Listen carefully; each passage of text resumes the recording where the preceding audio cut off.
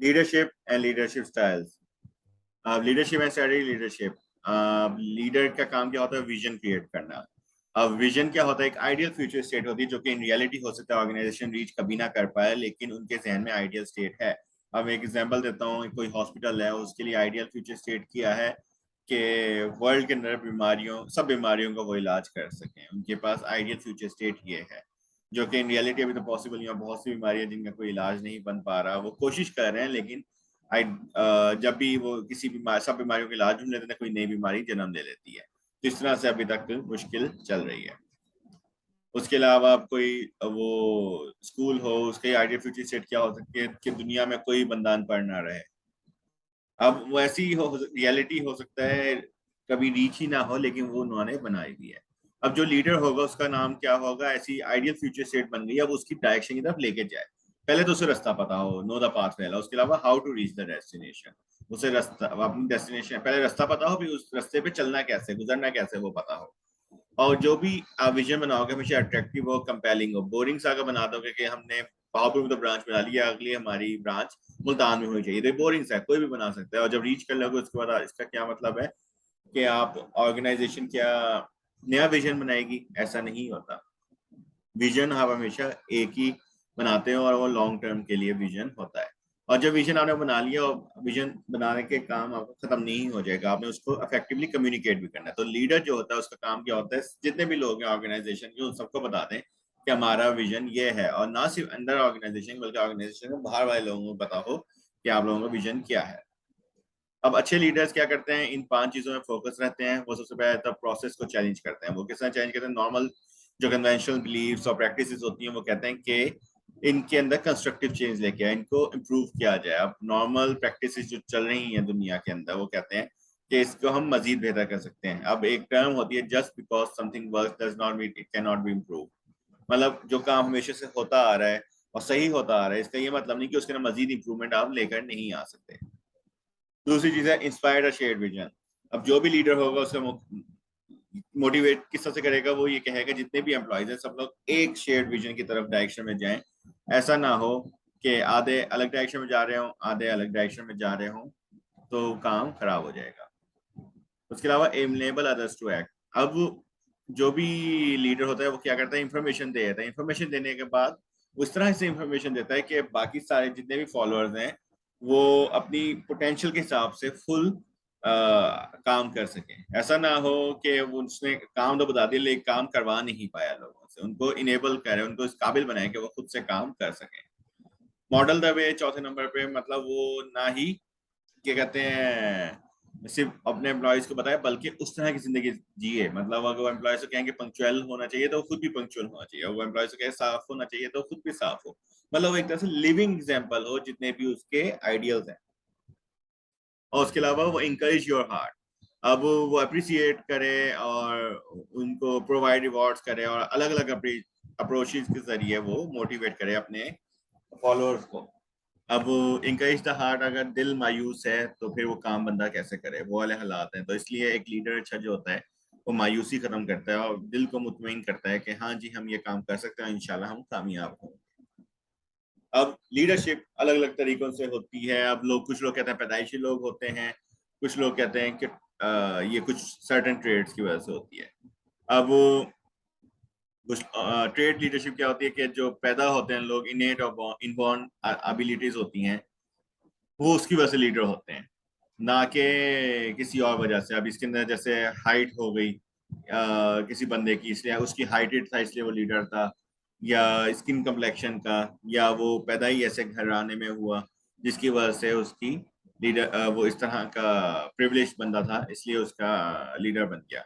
बल्कि process leadership क्या कहती है कि आपके बिहेवियर, और ये लर्न कर सकता है बंदा, ये एक स्टेप बाय स्टेप चीज है और ये लर्न किया जाता है और दूसरों से ऑब्जर्व करके आप सीख भी सकते हो। और दूसरी तरह की लीडरशिप कौन सी होती है? असाइंड और इमर्जेंट होती है। असाइंड कौन सी होती है कि जो आपकी ऑर्गेनाइजेशन, सीनियर ऑर्गेनाइजेशन आपके कोई असाइन करते हैं कि इनके आप लीडर बन गए हो। जैसे मैं हूँ, आप लोगों का असाइन कर दूं कि ये 5 लोगों का ग्रुप है और इसमें से आप लीडर हो, तो वो असाइन लीडरशिप होगी। अब इमरजेंट लीडरशिप क्या है? कोई मुश्किल सिचुएशन आ गई जिसके अंदर लोग इमरजेंट, मतलब उसके अलावा कोई आसरा ही नहीं है कि लीडर कोई बने ना। जैसे अभी फ्लड्स आए थे, फ्लड्स के अंदर अलग अलग लीडर्स निकले थे जिन्होंने कलेक्शन की, लोगों को मोटिवेट किया कि अपनी चीजें दो, और फिर वो ट्रक्स भर भर के उधर लेकर गए। तो वो सिचुएशन के हिसाब से इमर्ज हुए एंड उसके हिसाब से वो सारा मसले का हल हुआ। अब देखें ट्रेड के अंदर आपको बता हुआ है high digest extroversion fluency other trade, इस तरह से इसकी वजह से आप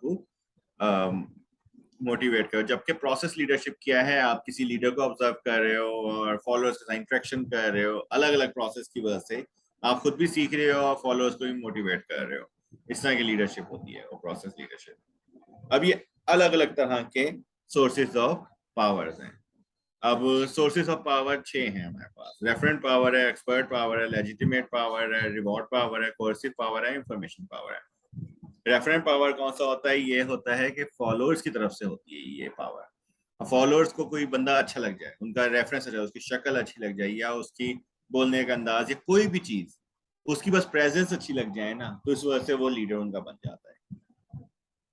इसकी दूसरी एक्सपर्ट पावर कौन सी होती है?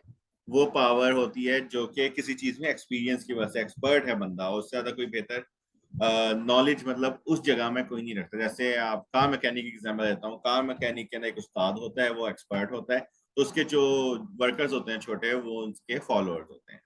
लेजिटिमेट पावर्स कौन से होते हैं? आपके पास फॉर्मल जॉब अथॉरिटी होती है, जज आपको जैसे कोई सजा दे सकता है, लेजिटिमेट कर सकता है आपको, आपको क्या कहते हैं, आपके लॉ वगैरह को चेक कर सकता है, उसकी वजह से जो पावर उसको मिली हुई है स्टेटस की वजह से या फॉर्मल जॉब अथॉरिटी की वजह से, वो लेजिटिमेट पावर है।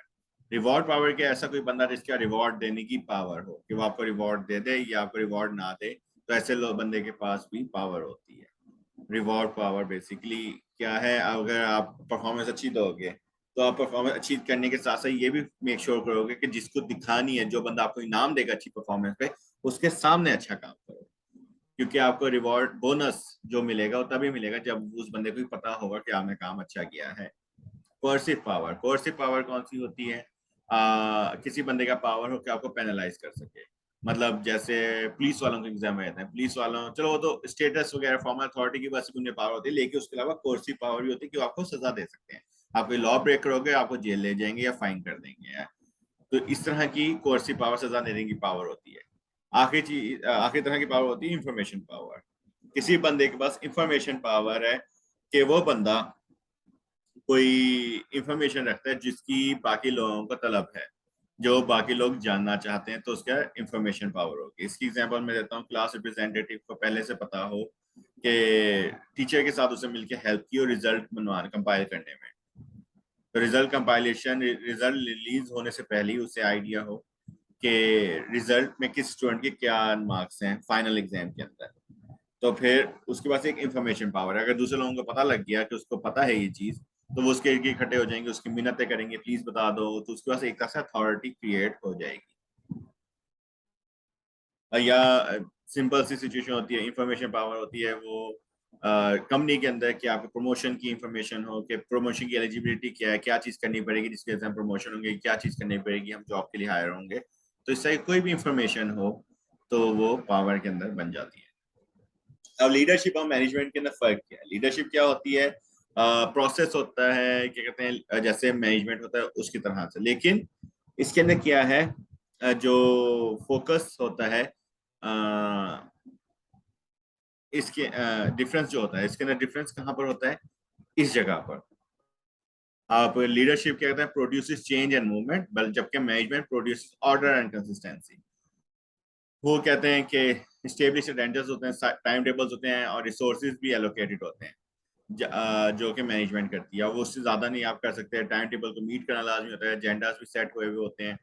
जबकि जो लीडर होता है वो क्या करता है? वो कम्युनिकेट गोल करता है, सीख कमिटमेंट करता है, फिर आगे फॉलोअर्स की तरफ छोड़ देता है कि वो किस तरह से काम करेंगे, और वो मोटिवेट करता है, इंस्पायर करता है कि किस तरह से एम्प्लॉय अपना काम कर सकता है, उसको सेटिस्फाई कर सकता है, उसको एम्पावर कर सकता है लीडर। तो लीडर का क्या काम है? वो अलग चीज पे फोकस कर रहा है, जबकि मैनेजमेंट अब सिंपल वर्ड्स के नहीं ये कह सकते हैं, मैनेजमेंट ऑर्डर दे रहा है और लीडर करके दिखा रहा है। इससे ज्यादा बेहतर एग्जांपल नहीं हो सकती थी। अब situational approach to leadership, situation approach to leadership क्या कहती है कि डिफरेंट सिचुएशन के अंदर आपको डिफरेंट काइंड्स ऑफ लीडरशिप करनी पड़ती है। अब जो बंदा है उसको अडेप्ट करना पड़ता है और डिफरेंट डिमांड्स और सिचुएशन के हिसाब से कि कैसा लीडर उससे बनना है। अडॉप्ट और अडेप्ट का मतलब क्या है? अडॉप्ट होता है आप अपनी मर्जी से कोई चीज लेकर आओ, अडेप्ट सिचुएशन आ गई उसके बाद आपने उसको अडेप्ट कर लिया। अडॉप्ट के अंदर उसने अपनी पर्सनैलिटी इस तरह की अडॉप्ट की हुई है, हमेशा ही हर किसी के साथ उसका ये बिहेवियर आता है, तो वो अडॉप्शन होगी पर्सनैलिटी की। जबकि तुम्हारे सामने उसका ये बिहेवियर है तो वो उस सिचुएशन के हिसाब से अडेप्ट कर रहे हैं, ये अडेप्ट हो जाएगी बात। अब ये जो सिचुएशन अप्रोच है इसका क्या है, अजम्पशन क्या है कि skills and motivation very over time, लोगों की स्किल्स और मोटिवेशन अलग अलग सिचुएशन में अलग अलग तरह की होगी, तो इस वजह से उनको अलग किस्म की लीडरशिप स्टाइल चाहिए होंगे। अब 4 तरह के लीडरशिप स्टाइल उनको मिलते हैं। अब फॉरवर्ड भी आप जा सकते हो डेवलपमेंट एंड कंटिन्यूम की तरफ, या बैकवर्ड्स भी जा सकते हो। एंड वो चारों के चारों कहाँ पर हैं? वो ये हैं। अब 4 रोल्स क्या हैं? डेलीगेटिंग है, सपोर्टिंग है, कोचिंग एंड डायरेक्टिंग है। अब डेलीगेटिंग के अंदर बंदा क्या करता है? वो फोकस करता है, लीडर जो होता है उसे पता होता है कि अगला बंदा बहुत मेहनती है, वो बहुत ज्यादा कॉम्पिटेंट है और हाईली कमिटेड है हमारी ऑर्गेनाइजेशन के साथ। तो इस वजह से जो लीडर होता है वो क्या करता है, उस बंदे को काम दे दिया और उससे छोड़ दिया कि भाई अब तुम्हारी जिम्मेदारी है, कोई मसला होगा तो मुझसे पूछ लेना, वरना मुझे पूरा यकीन है तुम काम कर लोगे, क्योंकि वो बंदा कॉम्पिटेंट भी है और उसकी कमिटमेंट भी हाई है। और दूसरी तरह के लोग कौन से होते हैं? सपोर्टिंग। सपोर्टिंग के अंदर क्या होता है? आपकी कॉम्पिटेंस बहुत हाई होती है लेकिन आप कमिटमेंट अलग अलग सिचुएशन के हिसाब से आपकी कमिटमेंट होती है। ऐसा नहीं होता कि आप हर वक्त ही कमिटेड रहो ऑर्गेनाइजेशन की तरफ। अब इस सिचुएशन में क्या होता है, आप सपोर्ट ज्यादा कर रहे होते हो कि आप टेंशन ना लो, मैं हूं, कोई मसला होगा संभाल लूंगा, तुम बस अपने हिसाब से काम कर लो, तो उसके अंदर हो जाए सपोर्टिंग। अंदर कोचिंग अंदर क्या होता है, आप डायरेक्शन भी दे रहे होते हो और सपोर्ट भी कर रहे होते हो। डायरेक्शन भी दे रहे होते हो कि ये काम आपने किस तरह से करना है, और साथ साथ सपोर्ट भी होता है कि कोई मसला होगा तो हम हल निकाल लेंगे, क्योंकि ये वो लोग होते हैं जिनकी कॉम्पिटेंस किसी हद तक होती है, उनको पता होता है चीजों का, लेकिन अभी तक वो ऑर्गेनाइजेशन के पार्ट अच्छी तरह नहीं बन पाए होते। और आखिरी तरह के लोग होते हैं डायरेक्टिंग वाले। डायरेक्टिंग वाले कौन से लोग होते हैं? जिनको आता जाता कुछ नहीं है लेकिन ऑर्गेनाइजेशन के साथ वो बहुत ज्यादा मुंसलिक हुए हुए होते हैं, ऑर्गेनाइजेशन के बड़े पक्के पाबंद लोग होते हैं, उनकी कमिटमेंट लेवल बहुत हाई होता है। और क्या कहते हैं वो, उनके ऊपर फोकस किस तरह होता है? High directive. डायरेक्टिव किस तरह से कि उनको डायरेक्शन दे दी जाती है, ये काम इस तरह से करना है और ये तुमने ही करना है, और उनको बता दिया जाता है ये करके काम करोगे तो काम हो जाएगा। और जो लीडर होता है वो सपोर्टिव बिहेवियर उसका कम हो जाता है डायरेक्शन के अंदर, क्योंकि वो फोकस इस पे होता है कि मेरा काम है तुम्हें डायरेक्ट करना, ना कि तुम्हारा दोस्त बनना। उस सिचुएशन में वो डायरेक्टिंग पे फोकस होता है, दोस्त नहीं होता वो लीडरशिप, लीडर जो होता है। अब फॉलोअर डेवलपमेंट लेवल के अंदर यही है कि किसके अंदर क्या, उसके अंदर कॉम्पिटेंस है, उसके अंदर क्या कमिटमेंट है, ये सारी चीजें हैं वो उसके अंदर देख रहा होता है। अब एक और तरह की लीडरशिप स्टाइल है ट्रांसफॉर्मेशनल लीडरशिप। ट्रांसफॉर्मेशनल लीडरशिप क्या है कि आपको ट्रांसफॉर्म करता है लीडरशिप के प्रोसेस को, जो दूसरे फॉलोअर्स को ट्रांसफॉर्म कर दे, ऐसा लीडरशिप स्टाइल जो दूसरों को ट्रांसफॉर्म कर दे। अब आपकी इमोशंस के, आपकी वैल्यूज के साथ, आपकी एथिक्स के साथ, आपके स्टैंडर्ड्स के साथ, इन सब चीजों के साथ वो आप ट्रांसफॉर्म कर रहे होते हैं। Leader in the process along the followers also transform. Leader भी ट्रांसफॉर्म होता है जबकि फॉलोअर्स को तो वो ट्रांसफॉर्म कर ही रहा होता है। और ये किस तरह से होता है? ये अटेंटिव होता है, हर तरह के फॉलोअर्स के मोटिव्स के साथ अटेंटिव होता है और उनको करता है कि उनकी फुलेस्ट पोटेंशियल के साथ काम करें। अब 4 तरह के लोग होते हैं। आइडियलाइज इन्फ्लुएंस होती है कि वो कारिज्मेटिक बंदा है, मतलब उनकी फॉलोअर्स के लिए आइडियल पर्सनैलिटी है वो, तो उस हिसाब से वो उनको इन्फ्लुएंस कर रहा है। ये आइडियल रेफरेंट पावर उस बंदे के पास है, तो ये आइडियलाइज पर्सनैलिटी है। दूसरी तरह होता है इंस्पिरेशनल, वो मोटिवेट कर रहा होता है। मोटिवेशन के अंदर क्या होता है? वो इंस्पायर करता है अगले बंदों को किस तरह से कोई मसला आ जाए तो परेशान नहीं होना, तुम्हें मोटिवेट कर देंगे वो बंदे। जैसे कोई सेल्स मैनेजर वो मोटिवेट करे अपने एम्प्लॉयज को कि कुछ नहीं होता, इस दफा आपकी सेल्स कम हुई हैं लेकिन अगर आप मेहनत करोगे तो सेल्स को आप रिकवर कर लोगे। चौथा होता है इंटेलेक्चुअल। इंटेलेक्चुअल के अंदर क्या होता है? आपके पास नॉलेज पावर है या इंफॉर्मेशन पावर है। आप क्या, ये इसका मतलब क्या है कि आप लोग बहुत बंदा जहीन है किसी चीज के बाद, एक्सपर्ट है आपके पास, एक्सपर्ट है बंदा किसी चीज के अंदर, तो उस वजह से आपको पावर मिली हुई है। अब वो जहीन बहुत है, उसके पास नॉलेज बहुत है किसी चीज के बारे में, तो इसलिए बाकी लोग उसको फॉलो कर रहे हैं। और आखिरी तरह का होता है इंडिविजुअलाइज कंसिडरेशन, कि हर एक फॉलोअर के हिसाब से जाना और उसके हिसाब से उसको सपोर्ट करना या उस हिसाब से उसको डायरेक्ट करना, ये इंडिविजुअलाइज कंसिडरेशन होती है, जो कि नॉर्मली सिचुएशनल लीडरशिप भी यही काम कर रही होती है। अब ट्रांजैक्शनल लीडरशिप क्या है, ये बेस्ड होती है ट्रांजैक्शंस के ऊपर, कि ट्रांजैक्शंस किस तरह से हो रही हैं। अब एक्टिव मैनेजमेंट बाय एक्सेप्शन के अंदर क्या होता है कि जो लीडर होता है वो फॉलोअर को काम देता है, फिर उसके साथ ही खड़ा रहता है कि हाँ भाई तुम काम कैसे कर रहे हो, उससे बार बार उससे अपडेट्स मांगता है, उससे कहता है कि काम मुझे बताओ कहाँ पहुंचा, कैसा जा रहा है। तो मतलब जो लीडर है ना उसका बहुत बड़ा रोल होता है आपकी पर्सनैलिटी के अंदर। अब इसके अंदर बैक इशू किया है, जो फॉलोअर है जो वर्कर है उसको ये फील होगा कि ये मुझे ट्रस्ट नहीं कर रहा है, इसलिए मुझसे बार बार पूछे जा रहा है, तो वो इसलिए घबरा जाता है। तो इसलिए हमने दूसरी तरह का मैनेजमेंट बाय एक्सेप्शन की है, जो पैसिव मैनेजमेंट एक्सेप्शन है।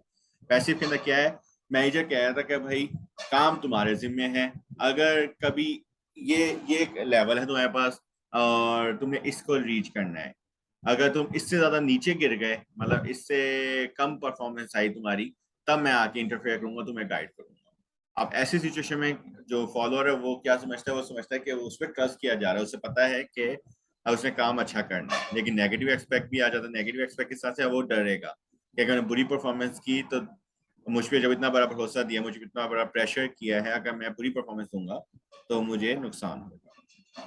तो इसलिए इस वाले टाइप के अंदर क्या, जबकि लीडर का क्या बिहेवियर है, जब पानी सर से ऊपर चला जाता है वो तब आके मदद करने की ट्राई करता है और तब जाकर हल निकालता है और प्रॉब्लम को सॉल्व करता है।